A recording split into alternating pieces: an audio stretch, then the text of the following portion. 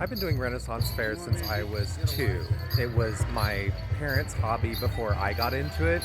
I've done lots of different historic reenacting and costume events, balls, fairs, living history, things like that.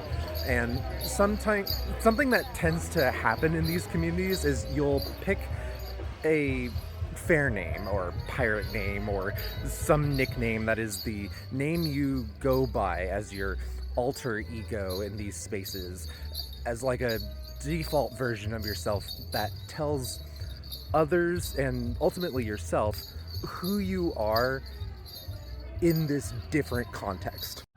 If you don't have a specific character that you're playing, this is your default persona. And it's gotten to the point where there are people who I've only met and interacted with at these events, such that I don't know their real name or government name, as we like to call it, at least in my friend circles.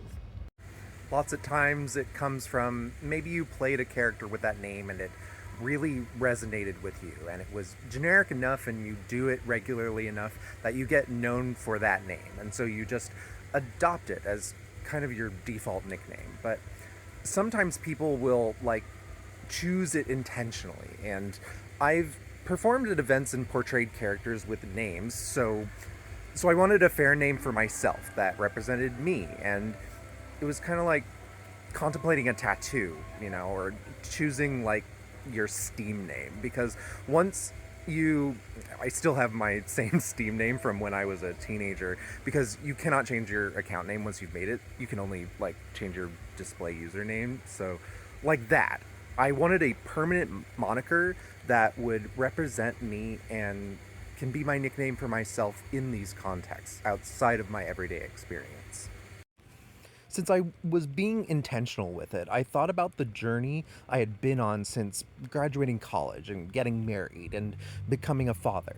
As I went through those transitions and milestones, I committed to working on myself to be a better partner and to be able to demonstrate what I thought my children should learn from me by demonstrating those traits every day, because children learn from demonstration, watching your behaviors and seeing how you react to the world. I've been watching YouTube forever, and when I was doing this work on myself and choosing a fair name, I was subscribed to this channel called the Dictionary of Obscure Sorrows. And the creator, John Koenig, was creating a collection of words from other languages, or he would make up his own words or recontextualize existing words to put names to feelings that the English language didn't have the words for yet. And probably the most famous one, and when he turned that project into a book, it became the blurb on the back of the book. And this word is sonder, the awareness that everyone has a story. You are the main character, the protagonist, the star at the center of your own unfolding story. You're surrounded by your supporting cast, friends, and family hanging in your immediate orbit. Scattered a little further out, a network of acquaintances who drift in and out of contact over the years. But there in the background, faint and out of focus, are the extras, the random passerby, each living a life as vivid and complex as your own. They carry on invisibly around you, bearing the accumulated weight of their own ambitions, friends, routines, mistakes, worries, triumphs, and inherited craziness.